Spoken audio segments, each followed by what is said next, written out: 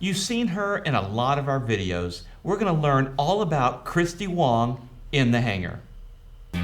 I used to be a well-respected member of the aviation community, and then I started flying to Cirrus, and that changed. Oh, that was great until the engine quit. And all of a sudden I see these explosions and these trees exploding. I'm walking away a better pilot because of this discussion. Welcome to this edition of In the Hangar.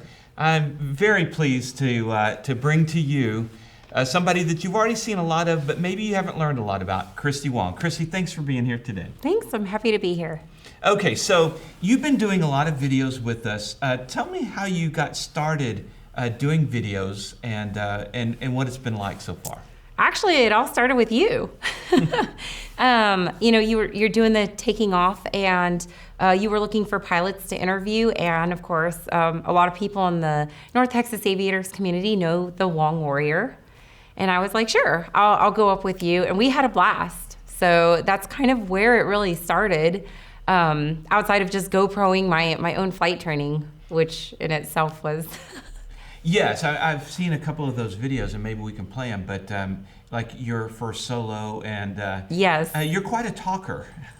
I do talk a lot when I'm in the airplane. I talk a lot to the airplane. Well, and that's why it's been so good to have you on the show, is because you're so introverted. Oh, yes, yeah, that's me. And also the North Texas aviation community, I got to know you just online because you were so the opposite of introverted. So you were so out there and bubbly and friendly and everything else. So it's been a really good transition to have you come on to the camera to do things. Thank you. What was it like doing the first season of In the Hangar? Being just thrown into it. It was definitely a learning curve, I think. To be honest, when you get on there, it's not even like you're being filmed. You're just talking with other aviators. And so for me, it was just very natural. And I've gotten that feedback. I've had friends that reached out to me. They're like, wow, you were just so natural. There was a couple of those early episodes where I felt like I fumbled, and I did. But I think now I'm much more comfortable in it.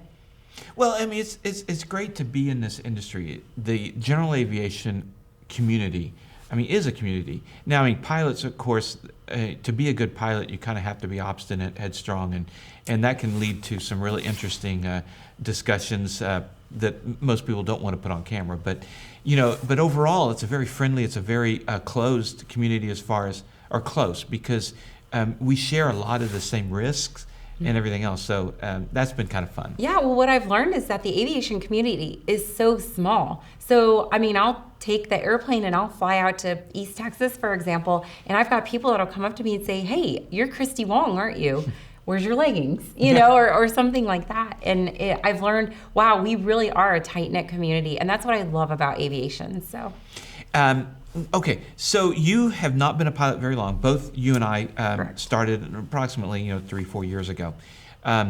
What drew you to aviation, and was it like an instant first love when you got into the airplane, or was it more of a long kind of you fell into it? So I've been in love with aviation my entire life. I got exposed to it very, very early on as a child.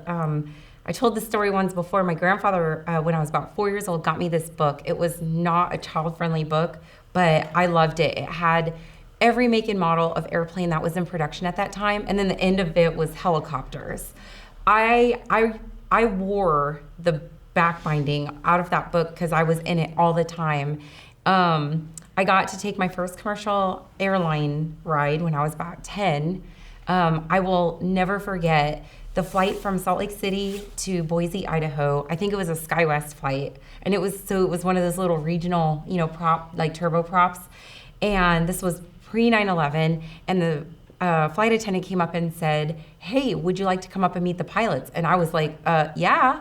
So she walked me up there, and the pilot, he just took time showing me, this button, that button, and just looking out of the cockpit. And I remember him saying, "Hey, you see that down there? That's the Snake River." I wish I could find that pilot. Like, I wouldn't even know where to begin to look for him. He had such a positive impact on my life.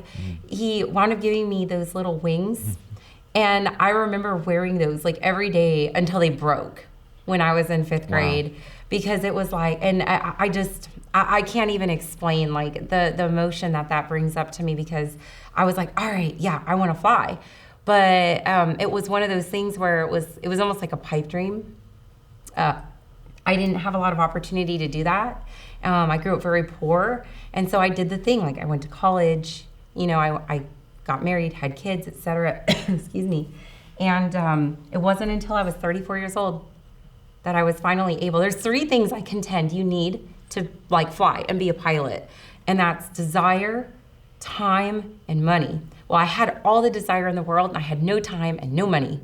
So it was 34 years old. I told my husband, Steve, he asked me what I wanted for Christmas. And I said, I think I want to learn how to fly. I logged my first flying lesson February of 2017, and I haven't looked back. And now I'm a commercially rated pilot, and I'm also a flight instructor. I just recently passed my flight instructor. So in this very short 2-3 years, you've gone from 0 to now you're a commercial pilot as well. So yeah. Let's talk about your transition.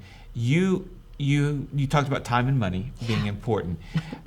So you recently quit your day job. Oh my gosh, yes. That was incredibly terrifying. So I worked really hard in my previous career. I worked in healthcare. And I had been working the job for over 7 years. I worked my way up. I was making pretty good money. And of course, when you transition into aviation, you have to go back to entry level. It's like changing any, career. You go from, top back down to bottom almost.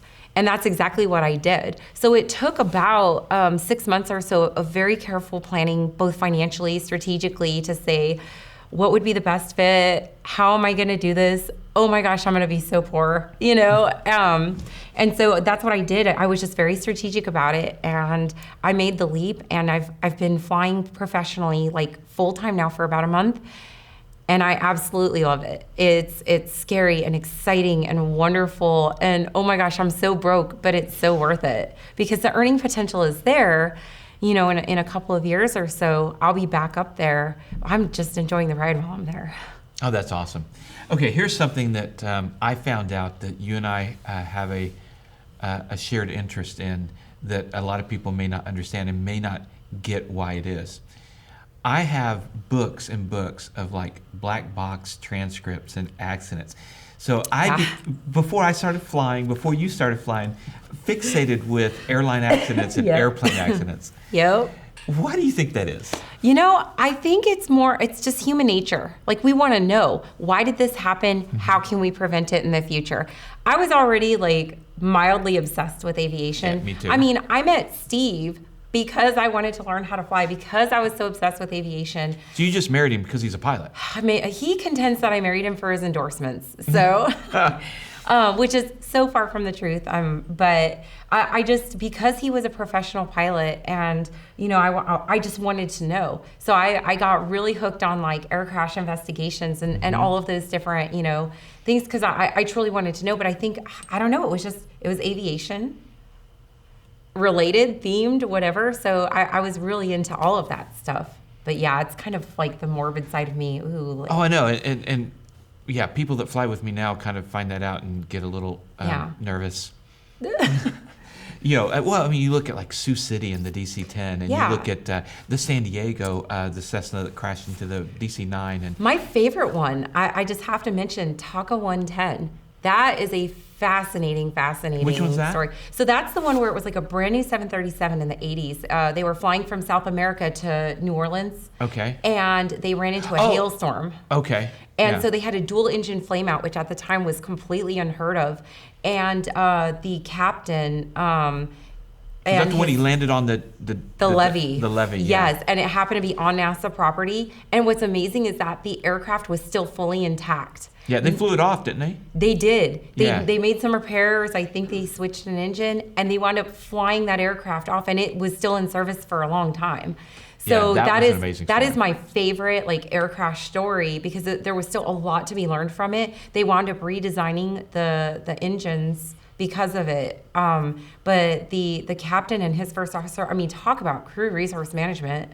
That Yeah. is amazing. So I if you haven't seen No. that, I'd like you need to Yeah, definitely. I've watched that one. Yeah. It's pretty amazing what they did. Yeah, and then I think about all the advancements that have been made. I guess the saying in aviation is that they're made in blood. Yes. A lot of times, and you know, I think about like the Alaskan Airlines out of LAX. Oh my goodness, yes. You know, that was, where they couldn't figure that out for a little while. Why the plane just suddenly went straight into the ocean, and you know, having that tail and the jack screw The and jack the screw. T-tail, yeah. And the thing about that story too is that was really enlightening. That really testifies to those pilots, and I mean, they flew that airplane. They gave it to everything the they could. very yeah. end. And you know that I would like to think that if I'm ever in a situation like that, that would be me. I will fly the airplane until I can't fly anymore. So it's just stories like that, though. You know, they're enlightening. You learn from them, but they're also inspiring and encouraging in a lot of ways. Do you ever take some of these stories and while you're in the cockpit, you think about what you would do in similar situations? Oh, absolutely. You know, it goes all the way back to your roots. You know, hey, I'm up here, I'm at 6,000 feet. If I lost my engine right now, where do I land? And it starts from there. And and when you're on those long cross countries, you start thinking about, hey, if I have an alternator failure, or if I have an engine fire or an electric fire, what am I going to do? You know, where would I go? It's really good to keep that stuff fresh in your mind, because you need to have a contingency plan. So. Okay, so now let's learn a little bit more about you. Okay. What would be something that your friends or people in the aviation community would be surprised to learn about you? Okay. I have 2 undergrad degrees, and one of those degrees is in education. Okay. I was actually a teacher for a very short time. A teacher? Yeah, it was what? My first year of teaching, I taught high school. I think I was like 22 years old. That was terrifying. High school. High school. As a 22-year-old. Holy cow. Yeah, that's exactly correct. I look back on that now and I'm like, That's why, flying an airplane, you know, the fear of dying is nothing compared to being Oh a my 22-year-old high school teacher. well, and then the following 2 years after that, I taught 5th grade science. And so I thought about it, and I was like, oh, I got this teaching degree, and you know, of course, I had a science background, and so you know, what do I do with that? Well, now I'm a flight instructor, and I'm learning that it's so great to be able to apply all of those skills and that whole like experience set. I can now apply that towards being a flight instructor. So, and it's true. It's so true how it all correlates. You have, even with adults, you have classroom management, you know, that you have to apply. So, and the laws of learning and all of the fundamentals of instruction. Okay, so you mentioned earlier that you are going to, you've moved over for a month now. You've been into Part 91 Yes. commercial flying. Yes. What's the future look like? You said the earning potential is going to grow here as we go forward. What does it look like for you? You know, my future is open right now. A lot of people ask me that. Oh, are you going to go to the airlines? Are you going to go fly 737s or Airbuses or whatever? And the thing is that there's so much opportunity right now for pilots, just in general. I'm kind of keeping that book open. I'm really enjoying Part 91. I love being a corporate pilot. It's there's a lot of learning. You know, I'm still fairly low time. I've got 500 and some odd hours, but I've got a lot of really, really great mentors that are kind of, you know, helping me along the way. I'm also really enjoying being a flight instructor, and I'm hoping that I get to do that throughout my career. And so I don't know, like it's so hard to pin down and go, this is the direction. You know, right now it's kind of, you know, very broad. So. Well, thanks so much. We'll definitely look forward to your involvement in the Taking Off channel and all the stuff in the hangar. And we've enjoyed bringing you this. And as always, if you like what you see, please hit the like button, subscribe, share, and watch as much as you can. Thanks for being with us.